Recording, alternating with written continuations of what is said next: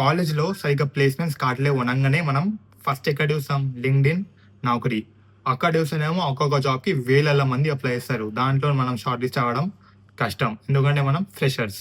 అప్పుడు ఆ టైంలో అనిపిస్తది అసలు. ఏంది అసలు లైఫ్‌లో ఏమైనా చేయగలుగుతానా? అసలు కంపెనీలో వెళ్ళగలుగుతానా అని ఆలోచిస్తాం. అప్పుడు నేనేం చేసినా, మా ఫ్రెండ్ ఒకడు వర్కింగ్ ప్రొఫెషన్ ఉండు. అయితే కాల్ చేసినా.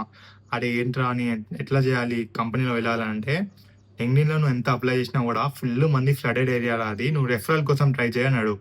రెఫరల్ ఎళ్ళంగానే నాకెవ్వరు లేరు. కజిన్స్ నేనే పెద్ద. నాకన్నా చిన్నవాళ్ళందరూ చదువుతున్నారు. నాకన్నా పెద్దవాళ్ళు ఎవ్వరు జాబ్ చేయట్లేరు. సో, ఇప్పుడు నేను ఎట్లా ప్లేస్ అవ్వాలని ఆలోచించిన. 2, 3 డేస్ ఆలోచించిన. ఒక నైట్ నాకొక థాట్ వచ్చింది. ఎట్లా అంటే మాకు ఎల్డర్ కజిన్ ఉండు. డైరెక్ట్ కజిన్ గూడా కాదు. మా మమ్మీ వాళ్ళ కజిన్. ఆయన బీటెక్ చేసిండు. ఎంటెక్ గూడా చేసిండు. కాకపోతే ఆయన జాబ్ చేయట్లేడు. సో, నేనేం ఆలోచించిన, ఆయనకి ఫ్రెండ్స్ ఉంటారు గదా! కాలేజ్‌లో అని ఆలోచించి, వాళ్ళతో కనెక్ట్ అయ్యి ఇప్పుడు నేను ఆ కంపెనీలోనే జాబ్ చేస్తున్నా.